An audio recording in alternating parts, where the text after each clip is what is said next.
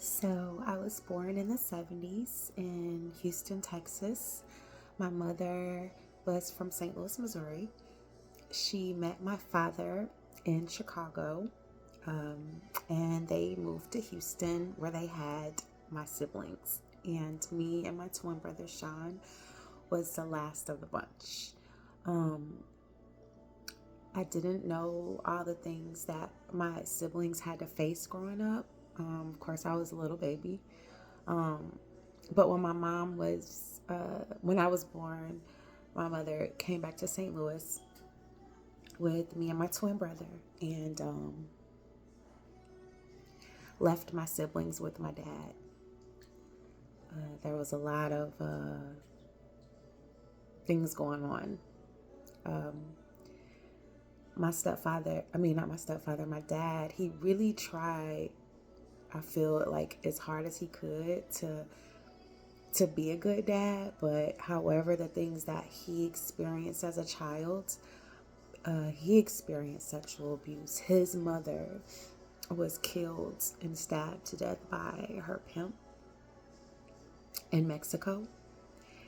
And when my dad got older, he saw the man again and he proceeded to take that man's life. Um, a lot of patterns, a lot of generational cycles, because, of course, like I said before, my dad was stabbed to death by a woman that was angry that he didn't want to be with her um, when I was 3 years old. Uh, but, anyways, um, my mother moved back to St. Louis. She was pretty fed up with my father's alcoholism, and some things must have happened back in Texas to make my older brother, Roy, come and get us kids.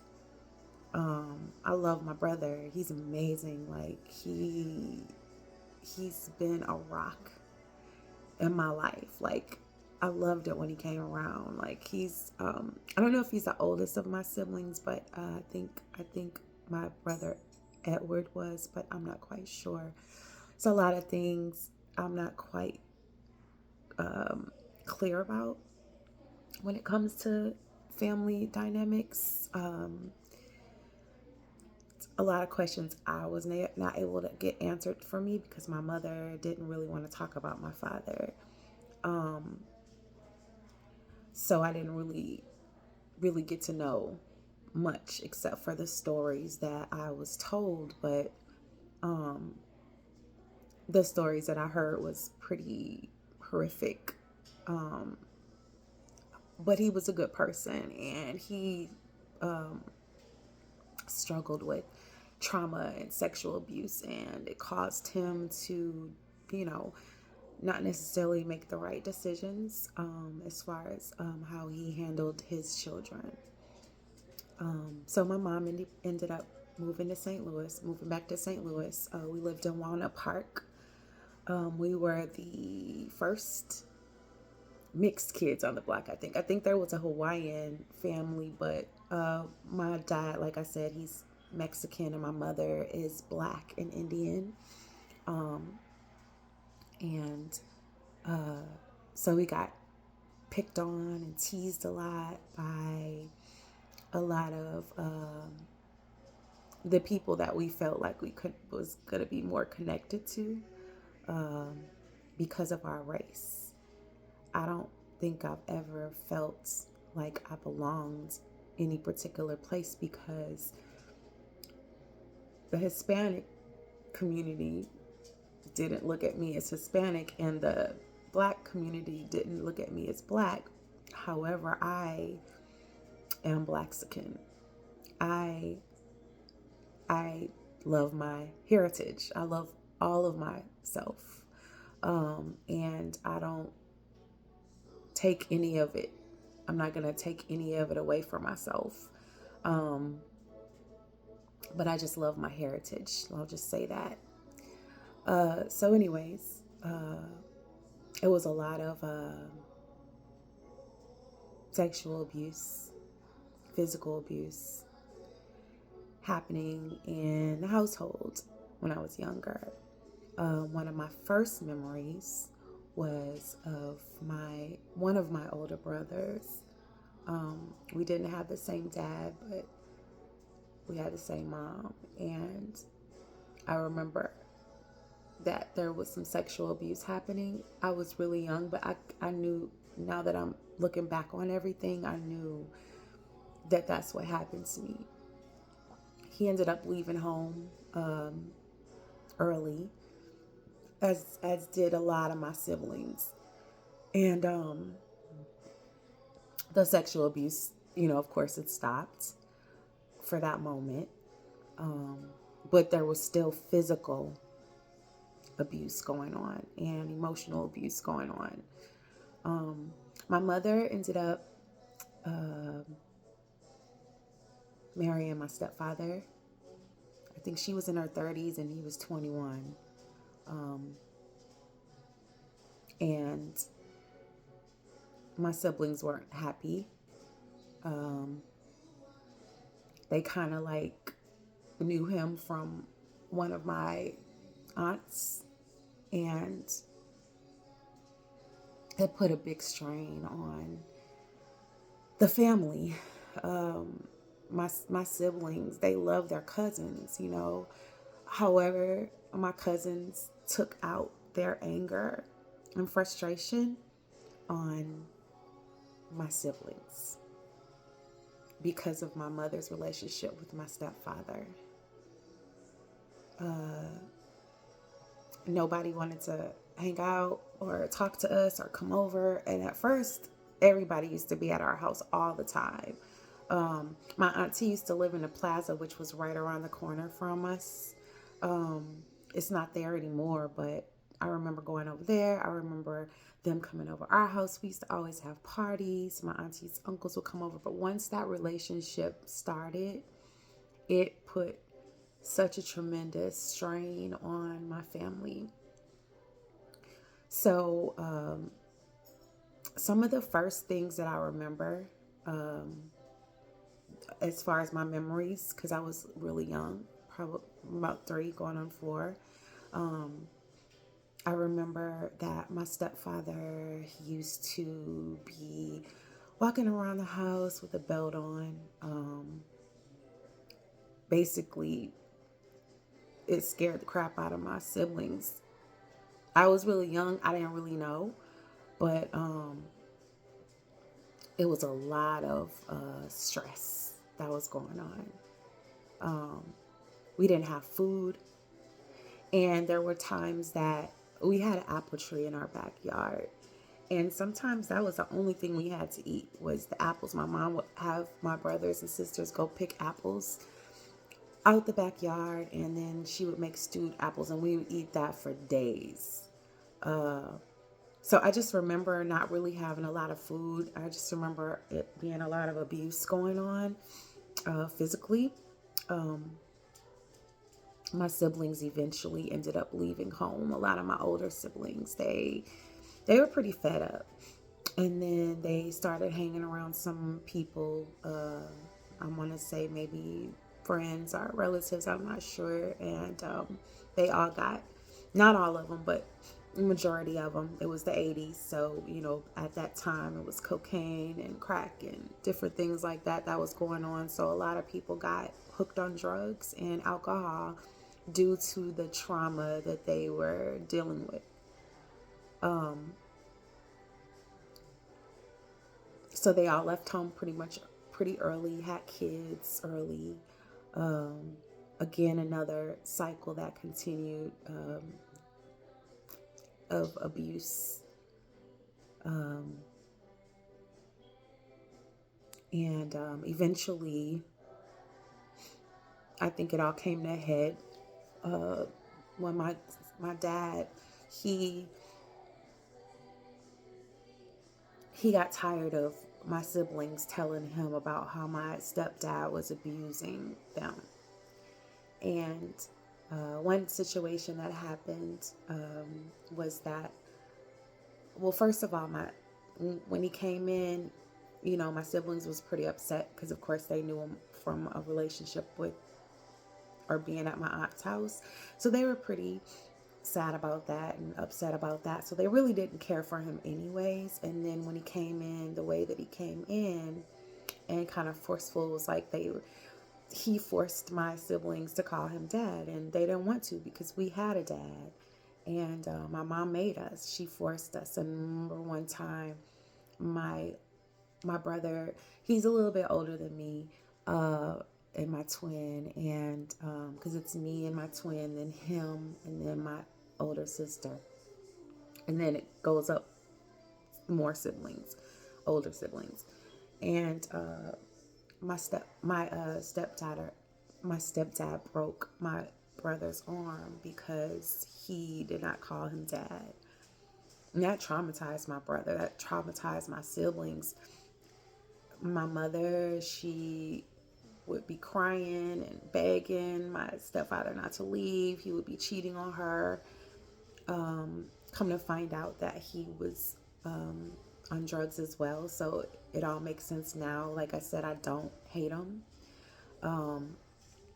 He's made some good changes in his life, and he's more of a spiritual person, and he apologized, and I want to believe that he's definitely thought about some things and maybe reflected on some things and hopefully got the help that he needed, because he was also abused as well. Okay, so anyways, back to the story. My dad came over. My real father came and confronted my stepfather about breaking my brother's arm, and my mother basically told my dad that he couldn't come over anymore, and it hurt my dad because he loved us. Like, he was dysfunctional, he was messed up, he was an alcoholic, but he loved us. I know he did. You know what I mean? He just didn't know how to love us. And so his way to show his love was to basically try to protect us from the situation. But of course, my mom came home and she confronted my dad, and she told him that he needs to leave and he couldn't come back anymore. And then a few months later, I think, I'm not quite sure, but not too long after that, my father was murdered by a woman who he met, and he did not want to be with her. He told her he didn't want to be with her, and she basically was saying, oh, it's fine, we can still be friends or hang out or whatever the case is. And that wasn't the case. When he finally went to leave her alone, she stabbed him to death. And come to find out that even if my father would not have died from being stabbed, he would have eventually passed away from sclerosis of the liver. So I was young. I didn't understand death. I didn't understand a lot of things that was going on around me. However, it just felt like something wasn't right. I just always was a intuitive child. I always was like super smart for my age, and so my intuition was letting me know that he wasn't gonna come back. Fast forward to continuous abuse after that. The siblings that was left at home, my mother was physically abusing us, and from what I understand, it caused a lot of my siblings to start using drugs and drinking and running away and stealing and basically doing any and everything that they could. They were in survival mode at that point. So the next memory I remember was my mother moving us. I think we ended up moving over, I want to say, Castle Point. And I remember my stepfather constantly having women come through. There was women, they would be knocking on the door. He would leave with them. My mother was devastated. There was several times that she was crying, begging him not to leave with these women, and he would leave anyway. And when he left, she would be devastated, and she would basically take it out on us kids.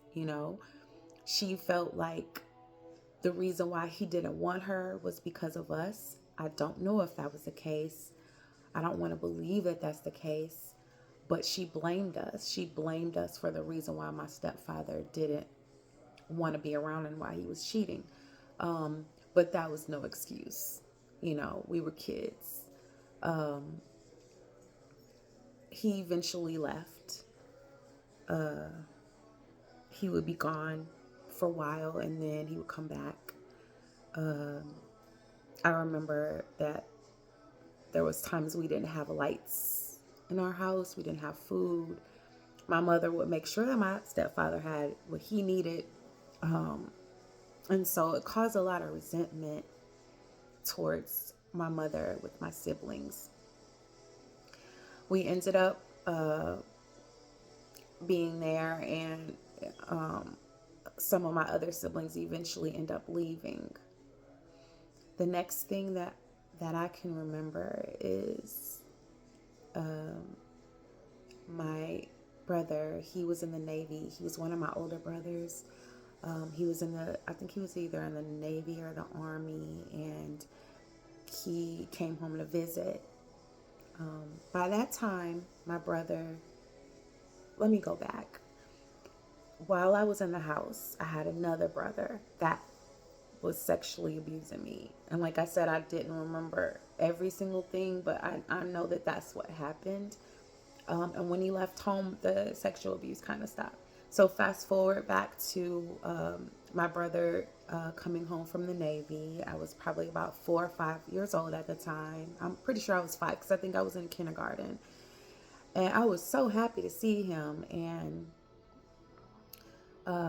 everybody had left this particular time. I don't know where everyone was at, but I remember my brother calling me into the room and proceeding to try to sexually abuse me. And I told him I didn't want him to do that. And he picked up a statue that my mother had on her table, and he hit me on the head with a statue. I don't know if you can see the scar, but it's right there.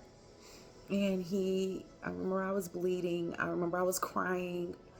I don't think he even did anything, but I can't remember. I think I blacked it out. I just remember he told me I better not tell anyone. And so I didn't. And I don't know, I think someone asked me what happened. I think he told him I fell or something like that. I don't remember, but he ended up leaving. There was no more sexual abuse for a while. And then we ended up moving to Airport Road in Ferguson.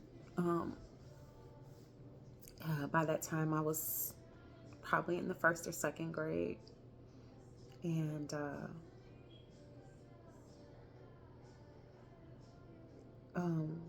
my stepfather wasn't around again. He had left.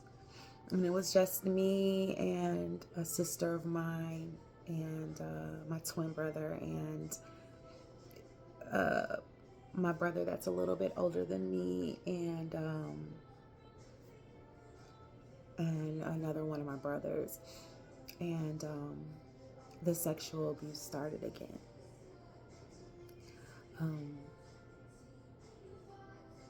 He would take me into the bathroom and do it. It would be in the morning time. And I did not understand what was going on because now I'm able to understand, I'm knowing what's going on now, and it just didn't seem right to me. But because of what happened to me with my other brother, I knew that if I resisted, that um, I would probably have the same thing happen to me that my other brother did. So I didn't tell, and it went on for a long time. And I remember my brother, um, I was scared of him and I was confused.